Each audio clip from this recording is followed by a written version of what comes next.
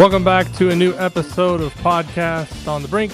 It's Tuesday, May 13th, and Mike DeCourcy of the Sporting News back with us for another episode of Podcast on the Brink. Before we get to Mike, wanted to take a moment, remind you that this episode of Podcast on the Brink brought to you by our friends at Visit Bloomington. Just because the basketball season is over doesn't mean the fun stops. Spring is the perfect time to explore everything Bloomington has to offer. Hike the trails at Griffey Lake Nature Preserve, then refuel with local flavors on tap at Upland Brewing Company. And don't forget about the many music festivals coming to Bloomington this spring. Whether you're into outdoor activities, food, or just relaxing in a vibrant college town, Visit Bloomington has you covered. Start planning your spring getaway now at visitbloomington.com. And before we get started, just wanted to warn everybody, Mike may be having a little construction going on at his homestead in the background. So if you hear any loud banging, rest assured Mike's okay. Nobody's trying to break in and capture him. So how you doing, Mike? I'm doing great, Alex. It's great to see you. So it's been a while since we talked to you. I feel like we've had this conversation before about what maybe didn't work out with an IU basketball coach. I think we had it with Tom Crean. I think we had it with Archie Miller. I think we had it with Mike Woodson. But instead of looking back, I want to look forward. We were talking a little bit before I hit record. You mentioned you don't know Darian DeVries all that well, but you have watched him coach. You have, his resume and all that and what he's accomplished. Obviously at Drake, had a really nice run there. Had his one season at West Virginia where a lot of people, I think including you, as one of the preeminent bracketologists on the web, were kind of stunned that they didn't get in the NCAA tournament. And you can talk about that a little bit if you want. But just curious, big picture on the hire for Indiana, Darian DeVries, what you thought of it and maybe what you look for as he gets ready to gear up for his first season in Bloomington. Well, I think it starts with when you hire a basketball coach, they have to be a capable coach. They have to be someone that understands how to win college basketball games. That's the first place you want to start.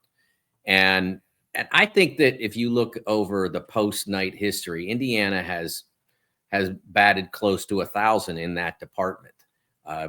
Obviously, Mike Davis hadn't coached yet when he got the job. He hadn't been a head coach, I should say. So we didn't know where he would be. I think his record there and subsequently has proved that he can handle that part of it. But the job at that stage with everything that went on was a lot for him. And then we had the Kelvin thing, and that didn't work out. And then Tom Crean did some very good things at Indiana with winning the 2 Big Tens, getting that number 1 seed in 2013. Didn't have much luck with the draw. It faced just the wrong team in Syracuse, and so everything has gone a little bit wrong in other areas for Indiana. So that's where really. When you're a coach, Darren, in this circumstance, has to focus on getting a roster together, and he's worked really hard at that. You can see that in the reports from people like yourself, not necessarily in the public pronouncements, but in the reports that we know. You look at the Wikipedia page for 25-26 IU men's basketball. There's a full roster. There's a full breakdown of that, of what you're going to see next season. So we know what the roster will look like, and he's done very well at putting together a capable roster. Not exceptionally tall roster, which is a little bit disconcerting if you've got one true big man on the team, some power forward types, but one true center. You got to hope that player stays healthy. And that he is effective against Big Ten competition.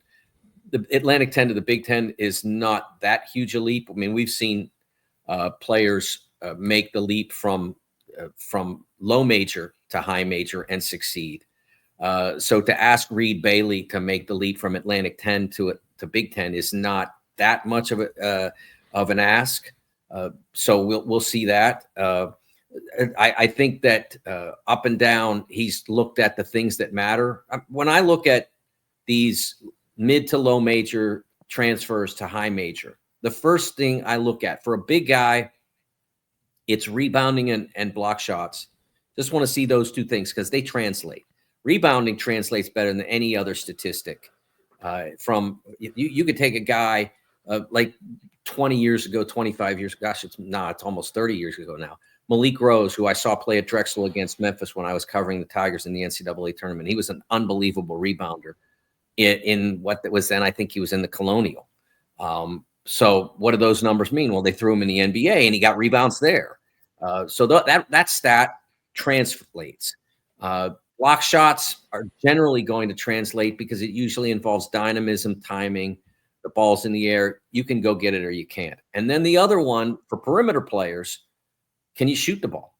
Because if you're open, you're going to make a shot. If you're a shooter, you're going to make a shot for the most part. If they can get you open, now there are certainly other degrees. Can you get yourself open? And those are the special players. But if you're a wing player and they get you open, can you make the shot? So that's an important component. And I think IU has a lot of that covered. The block shot area, a little bit concerning, but generally that's a team that has a chance to be among the best shooting teams in college basketball next year based on the people that they've brought in. So that all, and one more element of the coaching aspect of it that I'll talk about with Coach DeVries is we saw what he built at Drexel, and it was amazing. Not at Drexel, at Drake. We saw what he built there, and it was amazing. Very impressive. But I live in Pittsburgh now. I went last November to West Virginia's game at Pitt. We don't get a lot of compelling high major games, especially in non-conference here in Pittsburgh. So I wasn't going to miss that. It's a rivalry game. So I go, and I don't remember the exact final score, but Pitt won by 20 plus. And I'm telling you, Alex, I'm not exaggerating when I say they could have won by 40 plus if they wanted. It was an absolute annihilation of Pitt of West Virginia. And I watched that game and I looked at that and I said, how is West Virginia going to win 6 games this year? I mean that literally. I thought that they would be fortunate to win 6 games. That's how bad they looked that night. And within 2 weeks, they are going down to the Bahamas and competing at the highest level of that tournament. And by the end of the year, they were robbed by the committee. So in the lingo of sports, they were robbed. They absolutely should have been an NCAA tournament team. They should have been in. Yeah, they lost their first conference tournament game, and it was a bad one to Colorado, not a good team. But they're not the only ones that ever did that. Their resume said they belonged, and they did not get in. So he did an amazing coaching job last year and did all of that with his son Tucker missing enough of the year that he can be a Hoosier this year. So that part of it, I think that he absolutely has covered. He has won at the college level. He's won. He's won against good teams. He's won under tough circumstances, like the defeat of Indiana State in the Valley Championship game in 2024. I mean, that's a game he wasn't expected to win. Indiana State was widely expected to win that game, and they went out on a neutral floor, and they won that game relatively handily. They put a big number up, big margin, and Indiana State chipped away at it a little bit, but that was Drake's game. So the part of it that now becomes a challenge for him is the public part. IU has an unbelievably loyal and passionate following, among the very best in the sport. When you talk about the big brands in college basketball, Carolina, Duke, Kentucky, Kansas, UCLA, Indiana's passion matches up with all of them. Every one of them. And so that's something that you have to cope with as a coach. You have to manage it. You have to figure, and you can't just shut it out. Because if you try to shut it out, that's a defeat. You have to embrace it and use it to your advantage. And those are the things that he's going to have to figure out. He's never had that before. He wasn't at West Virginia long enough. The only big brand in the state, really. And there's a lot that you can take advantage of there, but he wasn't there long enough to really get a feel for it. And then, of course, at Drake, they're at best the third, maybe the fourth brand in college basketball in the state of Iowa. So he's not had this before. and he's going to have to show that he can deal with it, and that he can use it to his advantage rather than have it be a disadvantage. Going back to something you mentioned with the roster, it kind of stuck out, and it seemed like it's something you had maybe a not concern but questions on.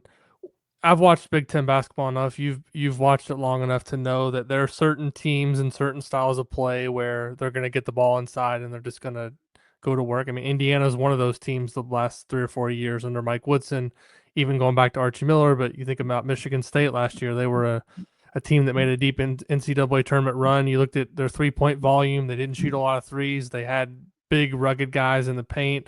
You think about the Purdue teams with Zach Edey and all the big men they've had in the past. How concerning is it? Or maybe that's not the right word, but Indiana's front court just right now in terms of being able to go up against most teams in the Big Ten, or do you think the league is maybe shifting away with some of the coaching changes that we've seen in recent years from being as post dominant as it once was? I think there are teams that are, and we'll see that certainly with Purdue. Trey Kaufman-Wren's low post ability, his dexterity in the low post matches up with any player in college basketball, and probably any player in college basketball, just in terms of the ability to make moves and to score from different areas. Matches up with probably anybody in the last decade. I mean, he's not 7'4" like Zach was, but his ability to catch it low and disarm the defense is elite. But that's one player and one team. I don't think that the league is as big dependent as it has been. I mean, you look at Nate Biddle, and I don't know if we're going to. I expect we'll see him back at Oregon this next season, but we're not positive yet. I don't think. But Nate's a guy who is as dangerous from the perimeter as he is inside. So I don't think you have to worry about that quite as much. Particular games, yes, you're going to have to figure out how do you guard Trey. You have to some extent. And I mean, there have been games where when Zach was big a couple of years ago, where Michigan State would just play him straight up and make sure nobody else did anything. So that's a choice. And he may get 30, 35 on you, but you could still win the game by shutting everybody else down. So I'm more concerned in terms of their current front court about just the idea that you don't have a secondary answer at center, so to speak. Your secondary answer is we're small, and that you can win in the league not being huge. I mean, Purdue was tremendously successful last year. They started 6'8", 6'8". So it's just that you'd rather be 6'10", 6'10". If you can be that without sacrificing ball handling, shooting skill, dynamism, etc., you'd rather be 6'10", 6'10". But that when you're looking at a team on paper and you see only one with double digits in the right-hand column to the right of the dash, unless that first number is a 7, it's a little bit concerning. What about just the overall talent level? And I hate to kind of look at it like that, but obviously the thing we all look at is where did this guy come from? Well, that maybe doesn't matter as much now in the portal era, where I think a lot of coaches, if you give them their choice of, would you rather have a freshman that's ranked 100th in the country, or would you rather have Peyton Conaway, the Sun Belt Player of the Year last year, that led his team to the NCAA tournament and played against Kentucky in the tournament and played against other high major teams? They'd much rather have that than a freshman that's unproven.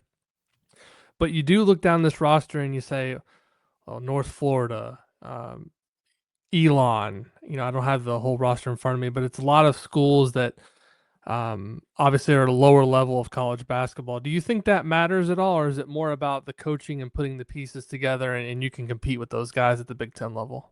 I mean, we have seen players went from low major to first team All-American. I mean, that has happened in the last couple of years. It's happened on multiple occasions. I mean, I'm not sure at this point whether Iona qualifies as mid-major. I guess when Rick was coaching it probably did, because they had Rick. But we've seen guys that went from that level to first team All-America. And so you can't look at the school and say that can't happen. It really comes down to the individual player. How good is Lamar Wilkerson? How good is Connerway? How good is Josh Harris?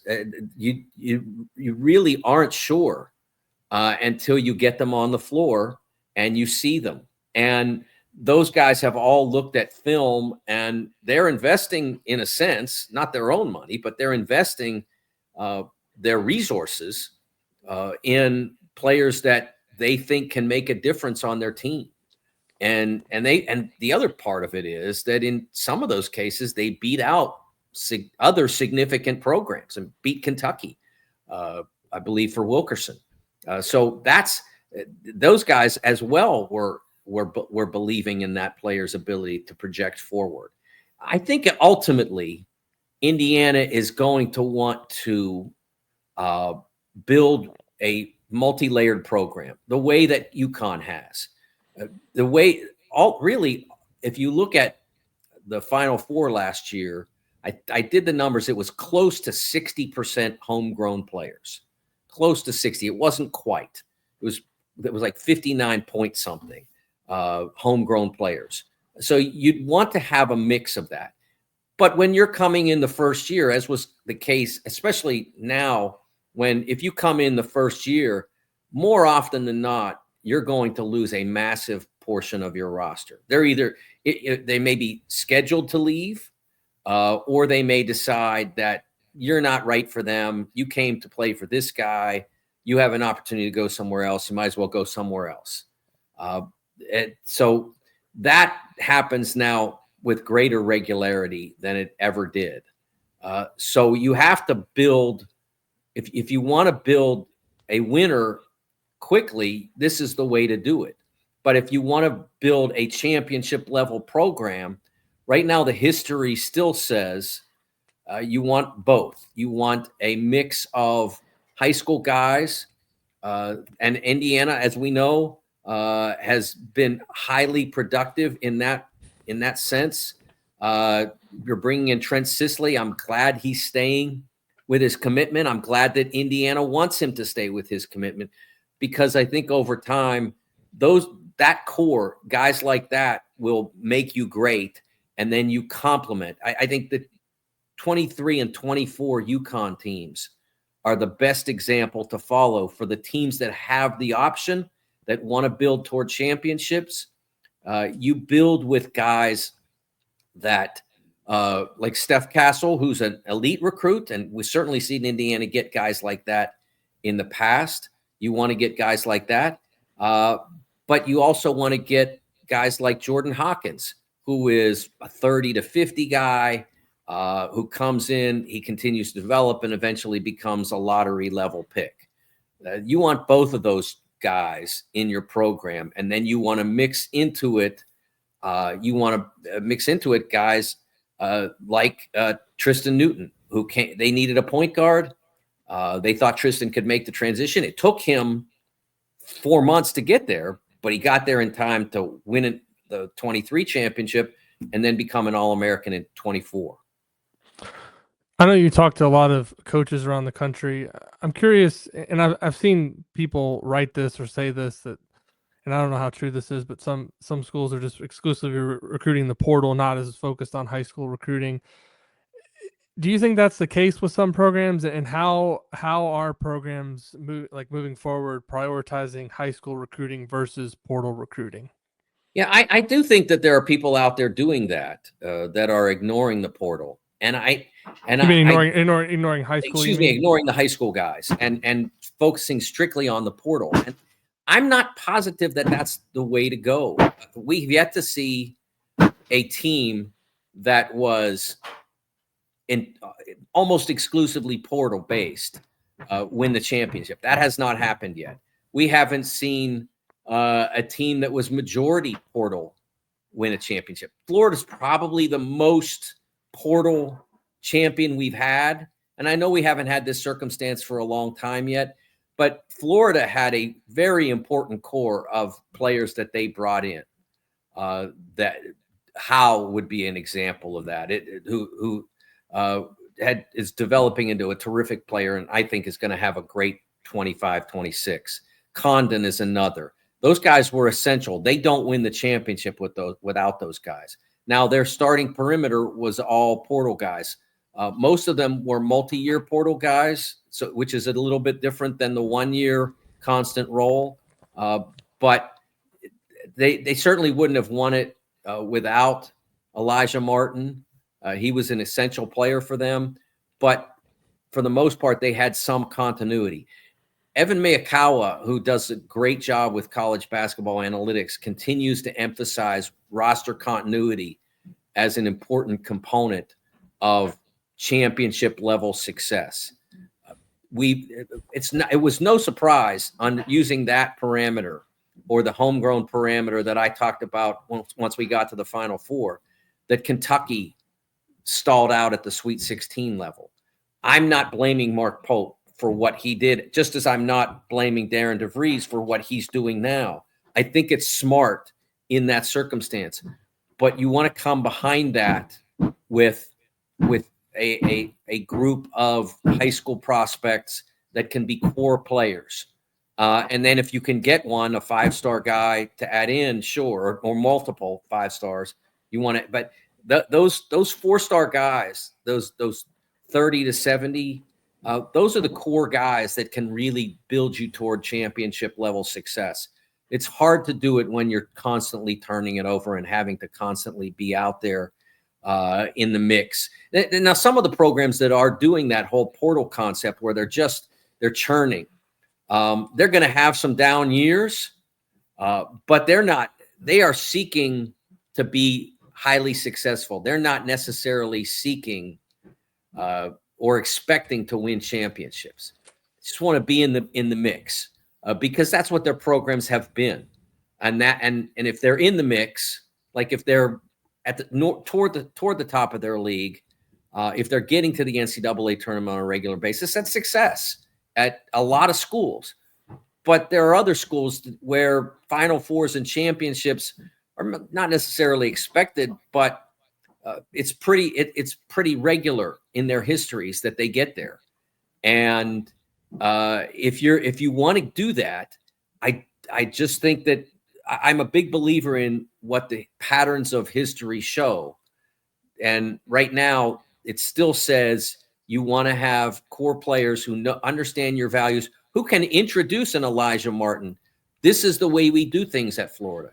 You don't want to be you want teams to be somewhat self-coached. Yeah, you got to be the one that says who plays, and you got to be the one that comes up with the game plans, and you got to be the one that pushes the X's and O's around the whiteboard. But when you give a lesson in a drill, you don't want to have to be the one that enforces every aspect of it. You want there to be peer responsibility and peer pressure to get it right, and then have that apply eventually to how you want to play. Yeah, I think looking back on Woodson's time in Indiana, I think one of the things that maybe isn't talked about as much is the lack of development of the guys that he got that were kind of ranked in that 50 to 150 range. Look at Ja'Kai Newton, obviously had injuries, but never really produced anything. Gabe Cupps is another guy who was around a top 100, top 150 player. Obviously played a lot as a freshman, but then was hurt last season, didn't contribute much. Caleb Banks was a guy that was around for a couple of years, and we saw him go to Tulane last year and break out. But his first 2 years, Indiana wasn't really able to get much out of him. And CJ Gunn's another one that. So there's 4 guys I can just point to right off the top. Is like, how much different does Indiana look last year if 1 or 2 of those guys had stepped into bigger roles and developed into something that they could have used? But and all 4 of them now obviously gone from the program. But I do think that's interesting to look at in contrast with a program like Purdue, who's, dabbling a little bit in the portal, but for the most part, Matt Painter's finding guys that maybe are a little bit undervalued that he brings in, whether it's Kaufman Wren not being undervalued, but he got him to redshirt for a year. Now he's developed into an all Big Ten type player. And then last year, a guy like CJ Cox, who I don't think the high majors were knocking on his door to get him to commit. Purdue gets him. He comes in, plays a big role. Braden Smith, kind of the same thing, was a guy that a ton of probably Big Ten programs could have been in on, but Purdue got him, and the list goes on. So I do think you make a great point. Just being able to identify those players, bring them into your program, retain them, and develop them over time really puts you in a much better position to be competitive in a year in, year out basis. Yeah, I think you can even, Alex, use Mackenzie Mbako, who was a 5-star, as an example of a player who didn't really develop and blossom at IU in his 2 years. I mean, we saw him as a sophomore have a very inconsistent season, and he should have had a great season based on the fact that he was a 5-star who obviously is talented, who became a sophomore. That should be a breakout season in the making, and it didn't happen. And now he's at the combine, and he's showing nice things. There's some good buzz about him there. So we know that we thought that the ability was there. We saw enough flashes to know that the ability was there, but the consistent performance was not there. And I think that is another example of where IU under Mike Woodson didn't totally develop the players and didn't totally utilize the ability of the players that were in his program to their greatest effect. Wanted to ask you before we wrap up just about the other coaching hires that the Big Ten had this offseason. Buzz Williams going to Maryland, which obviously Kevin Willard moves on from that situation, which was really kind of a weird one to track there as the end of the season went on. Maryland was playing its best basketball, advancing in the tournament, and it seemed like kind of a cloud was hanging over with that whole situation.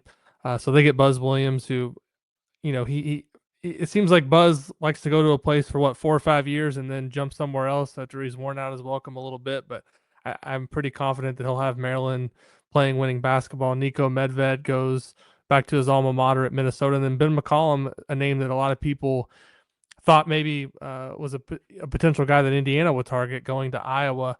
I'm just curious for your thoughts on those 3 hires and maybe what you think of each of them.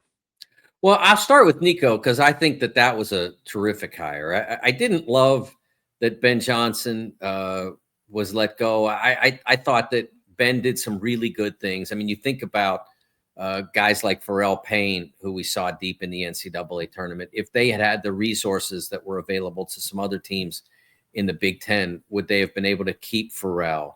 Would they have been able to keep Hawkins? And if they did keep those guys and they didn't succeed, then that would be different. But they weren't able to, and they wound up with a deficient roster. And I thought that you saw some of the games that they either won or were right there in beating. I believe they beat Michigan at home, if my memory serves now, and they pushed Ohio State into double OT. I thought I liked Ben, but I can't help but admit that Nico Medved is a significant upgrade. I mean, Nico has a tremendous track record, great resume, has shown the ability to compete in the NCAAs, a true winner. I don't know what the resource circumstance will be for him there. I presume he wouldn't have taken a job if he didn't believe that it would be enough sufficient for him to be competitive in one of the best leagues in college basketball. He's not going there. He's not trading in success to go somewhere and not succeed for reasons that are beyond his control. I think that I think that they'll probably do what they need to do there for him to be successful. And Minnesota is an underrated basketball state in terms of producing talent. So we'll see whether he's able to maybe protect the borders. I thought Ben did an okay job at that, but maybe they can even do better. So I like the hire there. Obviously Iowa, McCollum is a terrific coach, 4-time, I think, national champion at the D2 level. Yep. And did a great job with Drake. They were fantastic this year, but it's a significant change in style and philosophy from what was the case under Fran McCaffrey for basically 15 years. It's a fascinating change.